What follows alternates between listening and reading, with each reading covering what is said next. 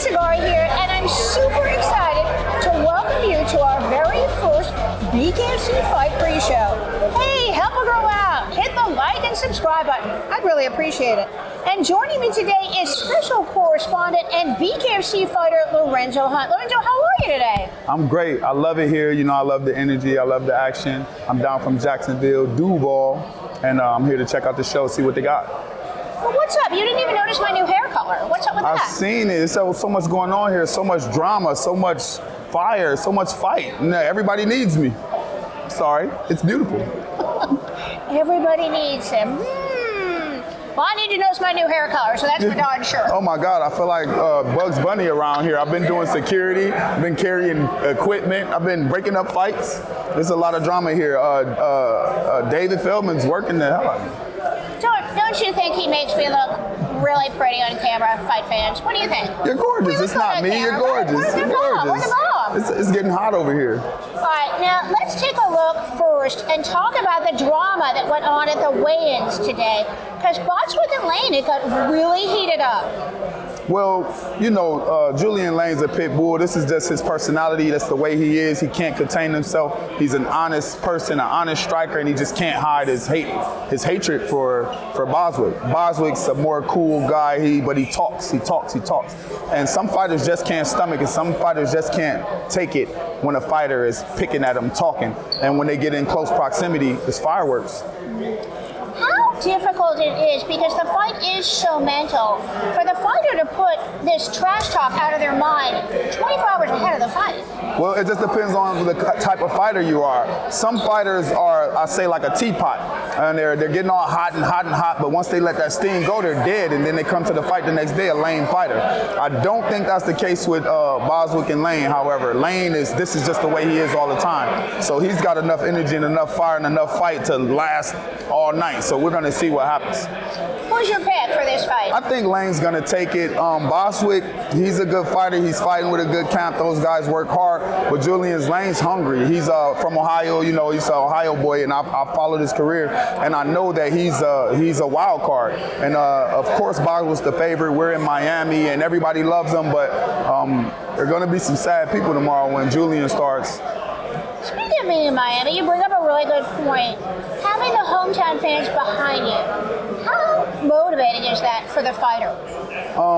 And like I said, it depends on the type of fighter you are. Because most of us, when we go after our money or we go after the show, we have to travel to get it. And if you're a good fighter, you already survived not having a crowd with you. By the time you get the home crowd with you, it just don't matter no more. So Lorenzo, when it's a title fight, how much more pressure is that for the fighter? Again, I'm going to tell you, it just depends on the fighter. A fight itself is a pressure.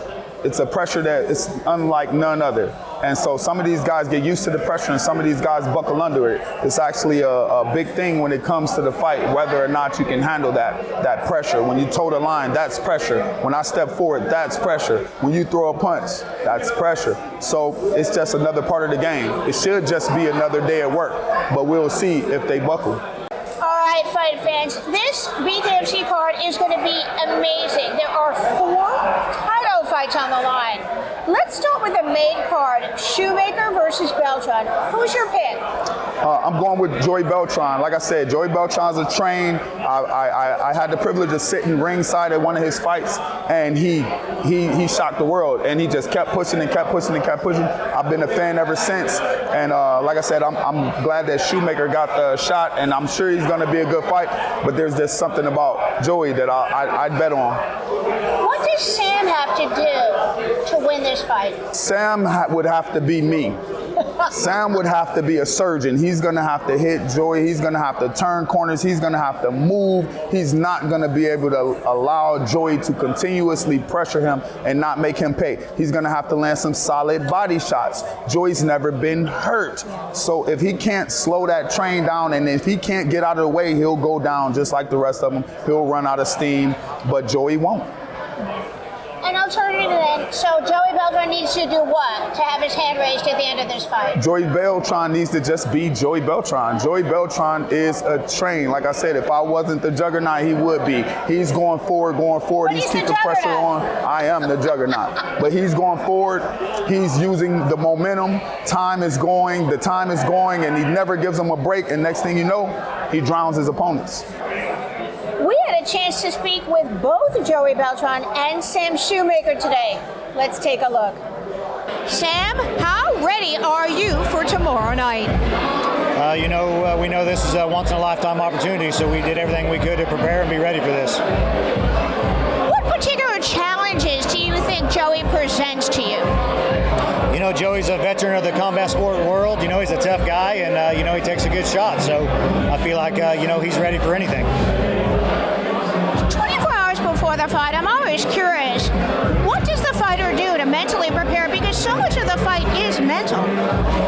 Honestly, most of the work is done weeks and months before. Mentally, 2 weeks out, you're really getting your mind right and getting ready to go. So really, 24 hours in, you're just kind of on coast mode, ready to go. What makes you such a dangerous fighter? I think the thing that stands out for me the most about me is my power. My power makes me the most dangerous. How are you feeling, Joey? I feel good, just really just a matter of killing time, staying relaxed, but a little restless, irritable, discontent, but that's pretty normal. What do you mean a little restless, irritable, discontent? Just because you want to fight, right? Exactly, yeah, I just want to get it over with already. It's been a long time coming. I think the fight was originally supposed to be in April, then May, finally at the end of June, here we are, so it's been a long time coming. Did you do anything differently, specifically to prepare for Sam? Nothing specifically for Sam, just about specifically to improve as a fighter, to improve on my defense, my head movement, and ultimately that'll transfer over to more victories. So, how important is this fight to your legacy? It's absolutely very important to my legacy. I have set some personal goals of mine, defend the title 5 times and ride off into the sunset with my belts. So this will be number 2 of 5. Next up, we have 2 heavy hitters, Lombard versus Riggs. What are your thoughts on this fight? Lombard versus Riggs. It's a given. It's hard to bet against Lombard. He's a historian in this game. He's been fighting so long that it's time for him actually to retire. Joe Riggs is on his retirement fight, and it's just, like I said, it's a wild card. It just depends on if Joe Riggs wants to go out on his back or if he want to go out standing up. And sometimes it's hard to just call those guys out because they've been in the game a long time. I talked to Joe Riggs today. He doesn't seem scared, he doesn't seem timid, and he told me he did not come here to lose. So I'm interested to see that, I'm interested to see that as well. What about style-wise? How would you compare their styles? Style-wise, Riggs actually has an advantage. Riggs boxed sometimes, so he's been practicing boxing. He's been boxing for some years. It wasn't just MMA. Where Hector Lombard is more of a brawler and a wrestler, and in his MMA career, he got rocked a couple of times. So I think his chin's going, and Joe Riggs does too. Joe has had a sturdy chin, and so I believe it'll boil down to Joe's ability to handle Hector's aggression in the early rounds. So, and I believe that in the later rounds, Joe Riggs will actually have the advantage because once Hector realizes he can't bully him, I believe Hector's a fish out of water. Yeah, that's a fight that I'm really definitely looking forward to. I think it will be very interesting between the 2 fighters because, as you mentioned, Riggs is thinking more in the style of retiring, but, Lombard is a power puncher.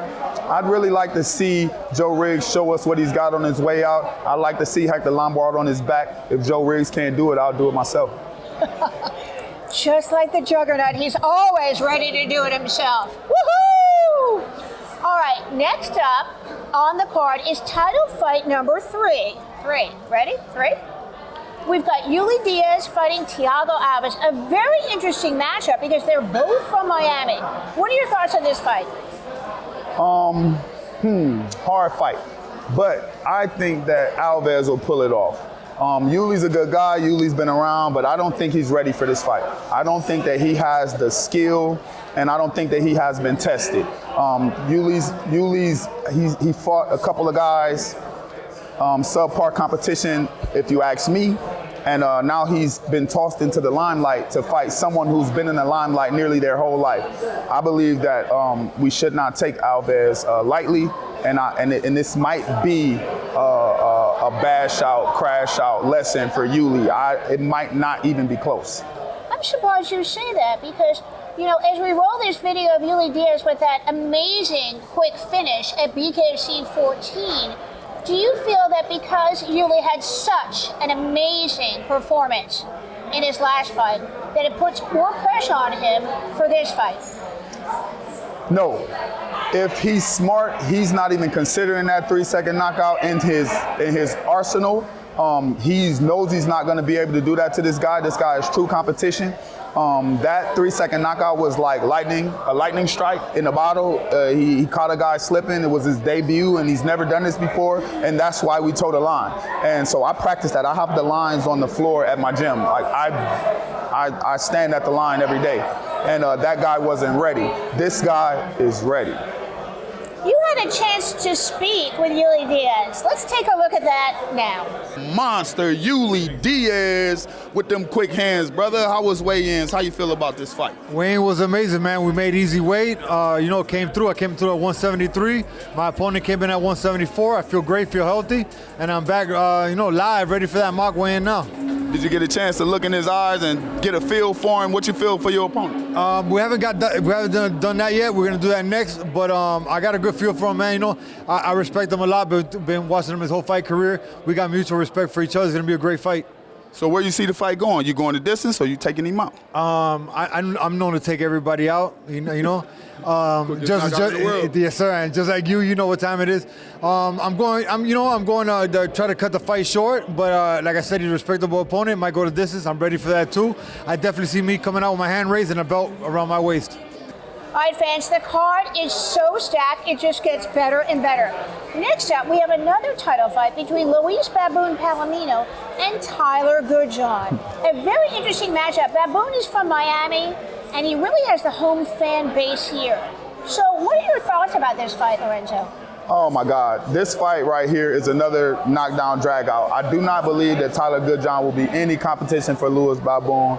This guy is a killer. I've watched him fight. He's smart, he's meticulous, he's patient. He knows what he's doing. Like me, I know the look, I know what a killer looks like, and Luis is the killer. It looks good on paper and the fans are excited, but I'm telling you, I don't think you're gonna get what you're looking for out of Goodjohn tomorrow. You know, if you take a look back at Goodjohn's last fight, it was sort of a controversial win for him. What are your thoughts on that? Like I said, hopefully he went back to the drawing board from that loss/win and really put some work in. Sometimes a butt kicking or light a fire that'll get you together. So maybe we'll see a little more than what we saw. Maybe we'll see a little less showboating. But from what I saw when he fought Crazy Horse, he's no match for Luis Baboon, and this should be a walk in the park. How much energy does it take prior to fight 24 hours with all this emotion for each of the fighters to get ready? Like I said, you gave me an interview before and you asked me what it was, and I said you have to be a psychopath, and that's basically the case. There's a guy sitting around getting ready for the fight. He's watching cartoons and chilling. He's not bothered by this at all. And if he's not bothered by the nerves, if he's not bothered by dieting, if he's not bothered by standing up here naked in front of all these people, he won't be bothered by punching you in the face in front of thousands of people. But when it comes down to it, you've got Baboon Palomino and Tyler Goodjohn. Who's the hungrier fighter? I believe that Luis is the hungrier fighter. He's the champ. He has a lot to lose, and he's not willing to lose it. I think he likes being the champ. He loves walking around this town. This is his town. This is Miami. Everybody knows he's a champ, and you're not going to just walk in here and take that from him. Tyler Goodjohn, I don't know what his home life like. I don't know what made him cross the pond, but I think Luis is going to make him cross it again. I do know, fight fans, that for a fact, Goodjohn did have to go into quarantine, so we're really looking forward to this fight and wish both of the fighters good luck. You know, the women always bring it. So we've got an amazing women's card on this fight. Let's talk about that. Cingari versus Gonzalez, with Gonzalez making her bare knuckle FC debut. So, Cingari had an amazing fight at Knuckle Mania, and even though I fought on that card against Rob Moore, I did have time to watch that fight, and I was absolutely amazed at the heart, will, and determination of her in that fight. She fought that girl like her life depended on it, and the other girl didn't back down. It was really, if you ask me, a split decision, and she just barely lost. Coming off of all of that back to get in the ring and having to eat that as a loss, even though she made all that effort, I believe we'll get a phenomenal effort out of her, and I don't think her opponent knows what's coming. Now, Pearl Gonzalez is making her debut, and welcome to the BKFC fight family, by the way, Pearl. How difficult is it to switch from MMA and Brazilian Jiu-Jitsu into the bare knuckle mode? Because what I've heard, and I think you'll agree, is that you can't really prepare for bare knuckle because you have to kind of just get in there and do that. So what are your thoughts on how they would win this fight? For her, in my personal opinion, she'd have to get lucky. Maybe she's training, maybe she's kicking butt, maybe she's kicking butt in the UFC and doing her thing, but here, this bare knuckle thing is way different. As soon as you get hit, you change your mind. When you change your mind, you still got 5 rounds to go. And so, Cingari's already been through that. Pearl's coming in, she's coming from MMA. They have a more squared stance because they have to defend against takedowns, and that squared stance will get you punched squared in the nose. So if she's taken boxing serious or took boxing serious before, if she was a good striker in the UFC or in MMA before, then maybe it translates. If not, she's always looking for the takedown, she's always looking for the head kick, so she's always square, and she'll get punched in the face, and it'll change her game. What does Gonzalez have to do to win this fight tomorrow night? Because Cingari has the experience, but she did, as I mentioned it earlier in this program, she did talk a little bit about how difficult it was to transition into bare knuckle. She has to be smart, and she has to move her head. She can't come in like a wrestler. She's a little bit heavier. She's a bigger target. She can't come in and think that you can take that punch. Sometimes with boxing and with MMA, with those gloves, a person will throw a punch and you think you can take it. But with bare knuckle, you just can't take it. Any little punch will cut you. Any little punch will hurt you. Any little punch will change your mind. So, Teresa, how are you feeling going into the fight? Oh, I feel amazing. I'm excited about the fight, and I'm looking forward to getting back in that squared circle again. I've been waiting for this for a while, so. You did an outstanding job last time at Knuckle Mania. I mean, you really did very well. What can you take away from that fight that you can use in this fight against Pearl? Well, I feel with that fight, there's not really another one that can top it. So I feel like for that one, I think that gave me like 10 times experience of what most people go through in bare knuckle. So I think I learned a lot about what it takes to be in that squared circle, and then a lot more about what I also needed to work on. So there was a lot that I saw in there, opportunities, and then also things that I had strengths in. So I just feel like overall, everything I did in that fight, I know that it's going to be 100 times better this one. You know, it's interesting you mention that because it's so hard to make the transition over, you know, because bare knuckle is so different. So do you think that's going to give you the advantage? Oh, definitely. I saw that in my first fight. I definitely came in more like I was getting ready for an MMA fight without the groundwork.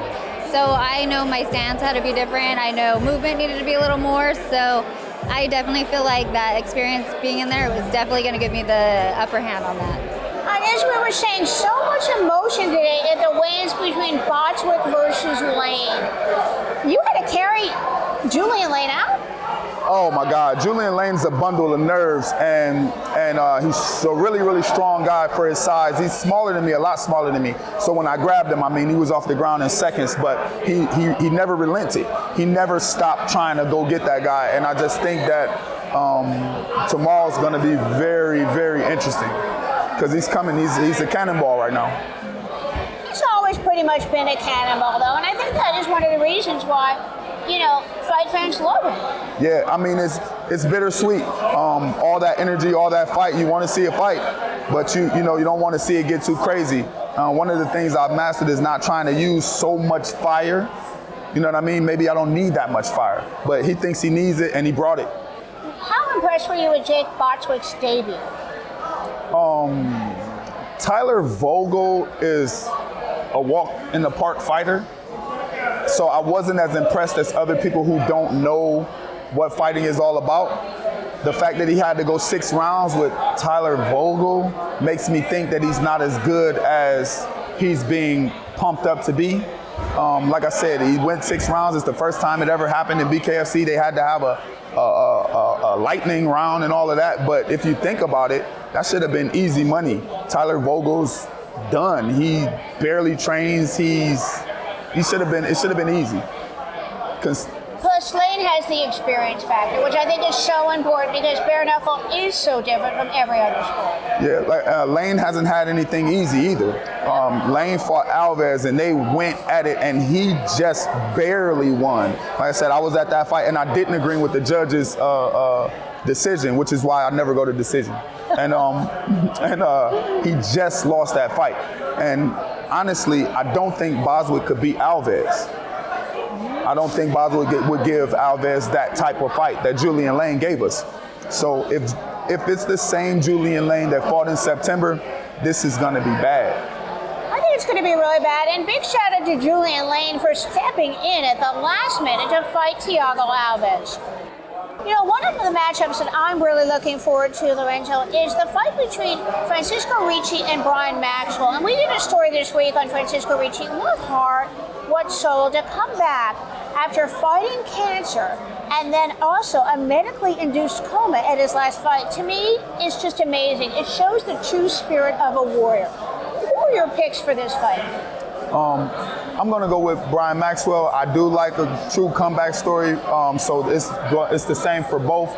Brian Maxwell had it really, really hard coming in to the BKFC. I think he went 0-2, 0-3, maybe even 0-4. And now that he's got his win over Ocho Cinco, I believe that a fire's been lit under him. He's going to take it serious because it was fly or die for him, really. And as far as Ricci had a lot of health issues, and I believe it speaks more to David Feldman's trust and understanding in the fighter that Ricci is to even bring him back after fighting cancer and then after being in a medically induced coma after his last fight. I believe that it speaks to the heart of David Feldman to give him another chance to prove himself. So here we are. I'm not sure I agree with you on this because I feel like Ricci is the hungrier fighter and he wants it more. And the fact that he went through all these issues means he's just going to get in there tomorrow night and go for it. I would hope so. I would hope that it'd be a good competitive fight. But like I said, in my experience, it's one thing to train for a fight. It's one thing to beat cancer. It's one thing to beat the other ailments. But you can't mix them all. You have to focus. And I believe that he's been focused on surviving. You had a chance to talk to Francisco today. Let's take a look at what he had to say. How you plan on taking this fight? I just want to be violent, man. I want to start the fight at a high pace and just have fun in there. You know, I want it to last long, but I don't want the fight to actually be long. I just want the time to not go by too quick to the point that you don't enjoy it, but it's probably going to be a quick fight. Are you nervous at all? Nah, hell no. I enjoy doing this shit, man. So what do you feel about your opponent? How do you feel you're going to take him out? Is it going the whole distance or you going to get rid of him? My fights never go the distance, man. I think I only have one decision on my record, and the guy was knocked out. The referee just didn't stop it, so. All right, Lorenzo, the all-important questions now. Who was your pick for fight of the night? Oh, for fight of the night, I got to go with Julian Lane and Boswick. Like I said, Julian Lane's got a really hard head.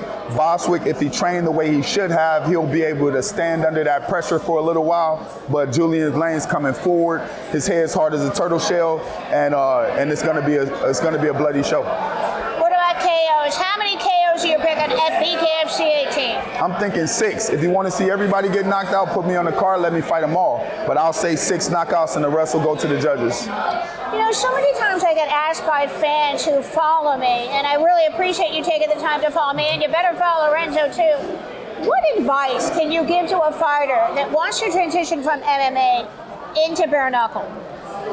Transitioning from MMA to bare knuckle is totally different. This is a totally different sport. Do not bring your bravado from MMA to bare knuckle.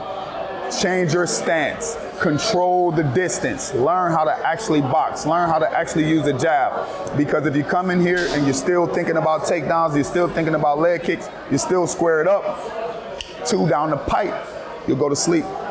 All right, when are you fighting again, Lorenzo? I'll fight next month. They told me I'm fighting Godzilla. He kind of gave King Kong a run for his money, and so I gotta handle that for everybody. What's the game plan for that fight, Dad? Like I said, everybody's basically 2 arms, 2 legs, and a head, and I've trained to fight that. Whoever they find, whoever they call, I don't care if it's a TikToker, a YouTuber, I don't care if it's HECTOR Lombard, I don't care if it's his family members, I don't care if it's Joe Riggs. It's 2 arms, 2 legs, and a head, and I know how to take them apart. I know how to pull them off. Special thanks to my special correspondent and BKFC fighter, Lorenzo Hunt. You make me look so darn smart. Hey, I want you guys to know exactly what to expect. I want you guys to know exactly what BKFC is about. So, of course, I'll come anytime you need me. Just hit me up and let me know, and I'll let you know what to expect from these guys. If you were listening, you should have been listening to what I'm saying and making your bets so that you can make you some money, too. Great analysis. So thank you so much, Lorenzo. Really enjoy that. All right, Bare Knuckle News fans, thank you so very much for taking the time to watch our very first BKFC pre-fight show. Help will go out. Go ahead and hit the like and subscribe button. And we will be at BKFC 18, bringing you all the beautiful bloody action. For Bare Knuckle News, I'm Susan Cingari. And remember, no one beats us to the punch.